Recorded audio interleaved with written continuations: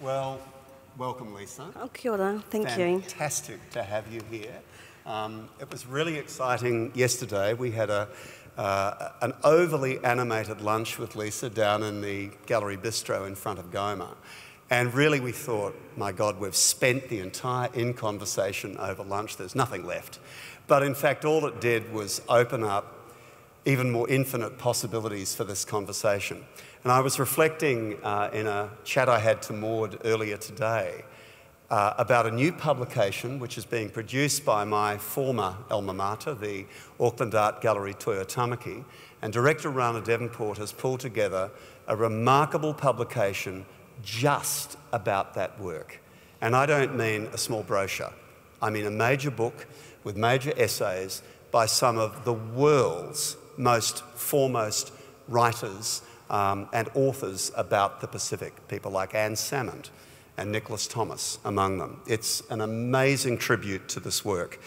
And it is an extraordinary complex work in so many ways. And I think as we were having that discussion earlier today, the more that we read of this publication, which arrived in sort of hot printed PDF yesterday, the more layers of complexity unfolded. There was a particularly memorable quote from Nicholas Thomas, which begins by saying, and I quote, "Lisa Reihana's work is the most ambitious and powerful artwork so far created in response to a formative period in the history of the Pacific, that of the early encounters associated with the Enlightenment voyages of exploration," end quote. So, Lisa, turning to you, in your words, not Nick's, can you tell us what this incredibly beautifully rendered and very thoughtful artwork is fundamentally about, and what were some of the most important issues and ideas that you wanted to address through making it? Kia ora koutou katoa, ngā mihi nui ki a koutou. Thank you very much for being here this evening, and I really liked your discussion of how the work had been in so many cities around the world. I felt like I was a perfume. But it's a great treat for me to see this work here because I've only just finished it and it's playing at the Auckland Art Gallery now. It opened on Friday of last week and it's presented as a projection in that space. It's a different scale and this has a different feeling about it. But for me, I'm coming to terms with seeing other people seeing the work, so it's new too. As an artist, that's a different shift that takes place from nurturing and thinking about something and then taking it into the public realm. It suddenly has a different resonance, so it's always, so it's still quite new for me. But the thing, when I was in the National Gallery of Australia in Canberra 6 years ago, I saw Les Sauvages de la Mer Pacifique. It was on show. I travelled to that gallery because I wanted to see the Bill Viola exhibition, and as a person that's really interested in media work, the combination of seeing Bill Viola, his large projections, and then being taken into another room to see this beautiful but strange object called this wallpaper, and then being told that these were Pacific people, I was completely gobsmacked because I couldn't see anything that I recognised. So I just found it strange and kind of filed it away in my mind until another point in time when I had an opportunity to pitch a work, and I came across the catalogue that Vivian Webb had written, and I suddenly thought, what an amazing idea to bring a wallpaper back to life. Last week Rana and I did an in-conversation, and I was reminded as a young girl, late at night, I'm a bit of an owl. I stay up late at night. I like the night time rather than the morning.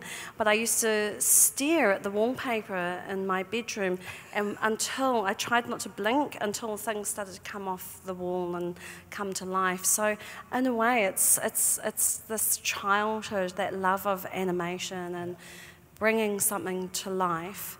But also, I think in answering your question, my mother is English, Welsh and Jewish descent, and I'm Maori on my father's side. And so it's like bearing witness to thinking about what these things mean to me. And it's not black and white. Nothing is never so cut and dried. I find it very, as a woman and thinking about the politics of colonial histories, I can't deny one thing or another because it would be denying some of my DNA. Then I'd just be a D or an N or an A, and I don't think that, and I think actually the complexity is much more interesting than just, taking a really tough line in the sand. Yes. I'd really love you to address the title of the work because particularly if you haven't seen the work at this point, it might slide past and you might wonder, In Pursuit of Venus, and then in parentheses, infected. And it's interesting because I think that there is kind of almost some anxious-making moments in this video about what's going on in terms of the scene that you're setting, but also the musical sounds that you're hearing because it operates on a quite cinematic level when it's quiet in there and you're able to absorb and listen to the soundscape. So just be interested to hear you say a little bit about the nature of the title, the reference to Venus, and what is intended when that word kind of infected slams down at the end. Well, I've spent a lot of time, it's been wonderful working on this work. I could just sit in a room for a year reading books. I would love to do that. And I did have some periods of time where I was able to do a lot of research. But I was looking at Captain Cook's journals, and he had naval orders to record the transit of Venus in Tahiti. And so, of course, that's a very obvious reference to that. But at the time, it was a very romanticised notion of him and many other scientists around the world. And it was also a moment when empire was looking at how to set latitude and therefore be able to navigate around the whole of the globe and opening up the globe to an imperial moment of moving resources around. And we know what these things have come to mean in the fuller sense of time. Infected, it talks about pathogens. Of course, different peoples meeting each other for the first time. There were some devastating effects of peoples moving around from different lands. We're also, even in the waterfront of Auckland at the moment, looking at the notion of what ships do if they drop their bilges, because of course there's all sorts of things can travel around the world, and some of them are good and some of them are not so good. So that infected has a very obvious reference, but I think it also talks about, it was very hard to make this work and not think about the exoticization of the Pacific, because how do you not exoticize something that is quite exotic and good to look at and all those other things. But I think the infected is once humans have made an encounter and met each other, history has changed forever. So it's that kind of moment where everything changes and shifts, and it's that hybridization of knowledge. And then it becomes about how do you understand what it is that you're looking at. So I'm really interested in that notion of where is the audience and where do you stand, and how do you feel when you're watching this material unfold before your eyes. Thanks, Lisa. I was wondering, we know that we can screen that work very differently to what we've got it now. So I've heard that we can screen it up to 22 metres in length and 4 metres high. So I can imagine that kind of feeling of being the same size as some of those figures that are evident in the work. And indeed, you've talked about it being 65 vignettes, 65 different small personal stories that are recounts or reimaginations of things from Cook's books, but also from a whole lot of other stories, and we'd love to hear more about those at some point. But I really wanted you to just speak a little bit about the technology, because obviously we're all mesmerised at seeing this kind of beautiful panorama just go through at such a slow pace, but also you're never able to focus on the one thing. So I was telling people that in watching it with Ruth, I was running up to one area and then coming back, walking with the work backwards and then walking with the work towards the right again as it slowly pans. And you've told me that even filmmakers didn't know how you possibly had done that. So talk a little bit about the technology without losing us, but tell us a little bit about how did you do it? Well, the great thing about technology, I'm always thinking about the next generations and how do you make history interesting. And the thing about utilising the technology at hand is to engage, you know, the youth of tomorrow to think about what it is that we see. When I was younger, history kind of went over my head. I don't think it was taught very well at school and high school when I went through high school. And as a visual person, I really wanted to reading in books just didn't have the same resonance. And I think some of the investigation and the using of technology is really to bring history and our thinking to life. I mean, I love technology, and I don't want to bamboozle you with all the kind of, I know that's a geek, that's a geek lecture that we're going to have at some point in time. But the value of the technologies of today is to bring history to life and just to restage it again. I worked using, the technology it employs is using what they call green screen. Most people here would understand that when you're watching the weather on the news and people kind of wave their arms around and saying it's raining in Coolangatta and it's very warm in Bundaberg or whatever, wherever you may be, they're standing in front of green fabric. And so the reason I wanted to use that green screen technology was to be able to film other people at different points in time and include them in the work. Mostly, I've done 3 shoots or video shoots. There's 5 days worth of material in there, which is it's very efficient for a costume drama. But it was a way of, I wanted to come here to Australia to record some Aboriginal people because they're very invisible in the original wallpaper. And I also wanted to go to Nootka Sound because Captain Cook was travelling up there looking for the Northwest Passage. And so he actually traversed a lot of places around the world. And I thought that this work could be my way that I could be Captain Cook. And actually be able to go and meet other people as well and hear stories firsthand. But at a certain point in time, I thought I needed to finish this work, and that was like last Thursday. Better finish it, because it's fresh off the boat, as they say. But the technology is a wonderful tool, but it's what you want to say with it that I think is much more important. And I love working with technology. And I do think that this can be a work that will open up many, many avenues for younger people who are really used to working with it. I'm very interested in creating an iPad app because just hearing now that it's gone public, just hearing the questions that are coming back, it's such a great educational tool because it does bring history to life, and I think that's the great value of it. From an educational point of view. Absolutely, and I think you talked to us at lunch that you had done something that was it seemed like a sci-fi film, but that you had put something on it, a patent or something that meant that you could update the technology so that you would always get a certain crispness to the work, and that seemed, like I said, like a sci-fi. Can you tell us a bit about that? At the moment, you're only seeing the work at half the quality that I shot it in because it's not deliverable on the technology yet.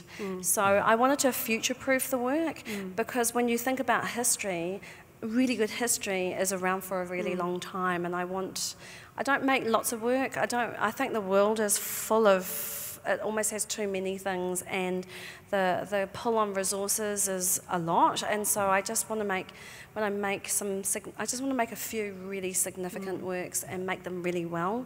And so I've future-proofed the work so it can have a long life and hopefully be really inspiring for other people too. Definitely will. On the way through, Lisa, you mentioned Captain Cook, and he's a figure who doesn't appear very prominently at all in the Dufour wallpaper. He's almost a minor figure in that. And Dufour did talk about wanting to create a big scenographic landscape that would ultimately inhabit people's dining rooms, in which there was not a feeling of disruption or rupture. But by the same token, art historians have talked about Cook's presence in the Dufour wallpaper in exactly those terms. And you've created just as he reimagined, you've reimagined a different vignette about Cook's appearance, and you call it Cook's Folly. Yes. Could you tell us, having just seen that piece just before we came in, could you tell us a little bit about what you intended by the way you've staged that encounter with Cook?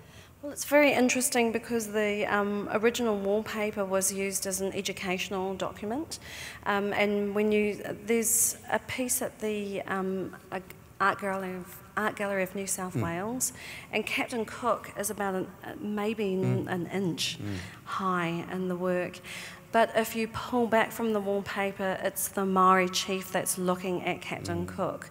And so for me, as a person of Maori descent, I felt like I had permission to actually zoom my lens in and bring him forward into the work.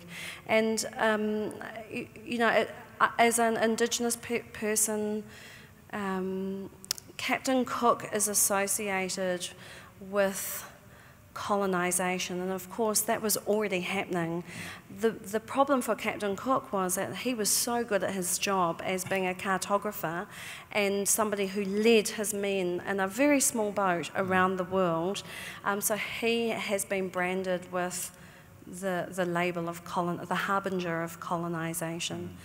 But for me it was an opportunity to look at him in much more closer detail. And he was a Quaker, and what was interesting about Captain Cook is that he didn't sleep with anyone as he travelled through the islands, and because he traversed the world 3 times within 10 years, I think for him it was a terrible realisation that by being able to show people how to move around the world and how to return home again, he could see the death that was happening as a result of his endeavours. So he's very, I've come to understand him in a really different way, and I wanted to bring a sense of humanity to him, his crew members, and to the people that you see, all the Pacific people that are in there as well. The original wallpaper has a very utopian aspect to it. I wanted to show a carver ceremony, give a sense of what happens, and perhaps even look at those shades of grey in terms of gender issues. There's some whawhawhine in there. There's Pacific men selling Pacific women to the crew members. There are crew members trying to buy sex. There's all these kind of other little things that are happening in the background, and I've used the wallpaper as a structure in order to sit those things on there. And I don't want to make big political statements about how people should feel. I think as a filmmaker, the value that you can bring to the work is just to reenact it and to show it again, and just so that we can decide how we think about these things. And so that's what I want to bring to the audience. You become the witness, you become the person on the land looking out and seeing these things happen. But also it's really hard to, because everyone keeps asking me what's happening. Imagine how people felt. Imagine what the Polynesians felt when these people hopped off these boats that looked like they came from outer space. Imagine how the crew members felt when these dances were taking place and they didn't know what was going on. So this kind of bamboozlement is, what is it? And I think it's a great leveller of just trying to negotiate your way and trying to understand humanity in its myriad forms. It's really interesting the role that Cook is playing across our 2 buildings at the moment, because Michael Patakowhai has figured Cook as a monumentally scaled figure, seated on a trestle, legs not quite touching the ground, lost in thought and contemplation about the journey ahead. And across the way, you've figured Cook at the point that's sort of near to the end of that journey. So it's just a wonderful piece of serendipity, entirely unprogrammed, but just great, the largeness that that creates for that story. Anyway. I think one of the things that we're really interested in is, as you said, there's many characters, many encounters, and as you said, you don't want to make any political statements. There's lots of stories that talk about encounters from both sides, which is so wonderful to see, and indeed you want to know more about each one of those vignettes. One of the ones that was particularly appealing, I thought, was the Tupaia story. So he was the high priest and navigator from Raiatea, which is a small island of Tahiti. And I know that you've talked about him as being Machiavellian, but also as being one of Cook's, I guess, counsellors about perhaps what he was seeing and how to understand the Pacific in a better way. Can you talk a little bit about his role throughout the vignettes and what you were trying to bring by allowing us to see this story pictorially?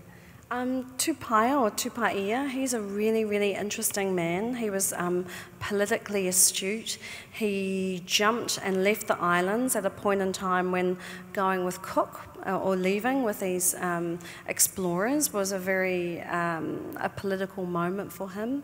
As an artist, there's a number of scenes that happen throughout this work which talk about the artists, whether they are on board, they're Parkinson, Webbers or Hodges, but there's also a very famous watercolour that relates to this time, and for many years, well, 100 plus years, people thought it was Joseph Banks' illustration, but it's just recently in the last 15 years been proven that it was Tupaia who did this drawing. So I really wanted to, I thought, okay, that's very interesting. That's a Polynesian person using European idioms of watercolour and painting onto paper. So it's the very first instance of a bit like Albert Namatjira, I suppose, like taking on this kind of role. The other thing is what he chose to record. One of the things was a Tahitian chief mourner's costume. And so no one took any notice of those things in the first voyage, but they became collected in the second voyage. So there's about, I think there's only about 5 or perhaps 8 complete Tahitian mourners' costumes in the world, because at that moment of encounter and colonisation, they stopped being made. So I wanted to remake that scene, and there's this very grand and large figure who's holding a whalebone. He goes to club someone. So it's about when a highborn person dies, the Tahitian chief mourner would go out on a killing spree, which I thought was, oh my God, that's so crazy. So it's like a sacrifice, and it's a sacrifice of a brown person killing another brown person. So it's again busting out those ideas of romantic notions of the Pacific and Pacific people. But also for me, I wanted to make that costume because I like making things, and it took me years to just find all the bits and pieces to recreate a costume that relates to a pre-colonial moment, and how do you bring authenticity to these ideas. And there's many things that we spoke about the other day. Also, what's in there, because I shot the project in a green screen, I couldn't have any of the costumes have green colours, or often people will use I could take some of those plant life and wrap it around my neck and call it a necklace, and we couldn't use those. So where does authenticity lie? There is, what is the authentic? So kind of shifting these notions around.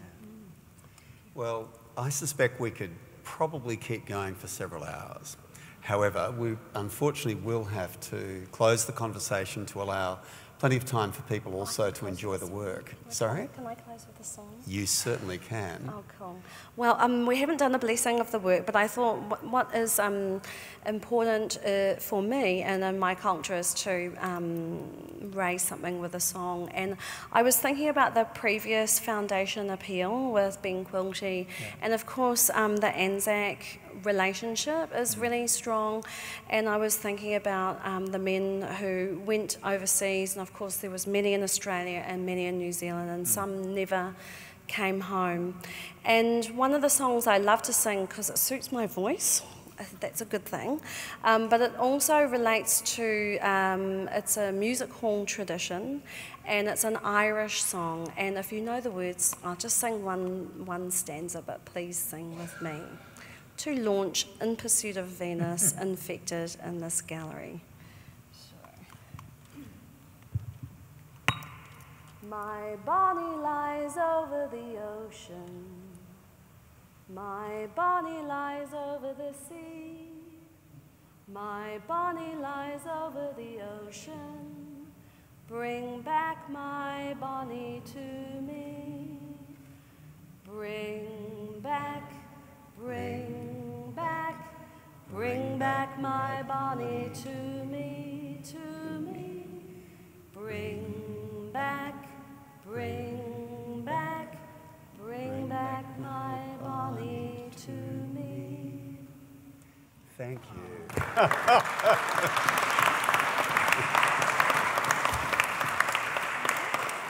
What a very special way to sing into life this work as part of our Foundation Appeal for 2015. I also want to thank all of you very much from the heart for being here and for being open to the idea of, as Tim said, hopefully supporting and backing the acquisition of this work. You can tell we're very deeply invested in achieving this work for the collection, and I really do hope that you can support us in that goal. And thank you as well to the many people already who have done so when the campaign opened a couple of weeks ago. I think that it's an incredibly special work. It's incredibly special to have Lisa join us tonight. It wouldn't have been the same were it Maud and I talking, and particularly with me singing. It's just been great to have you here. We're so glad that you could make the trip across from Auckland. And I hope that all of you will now very generously join me in thanking Lisa Reihana.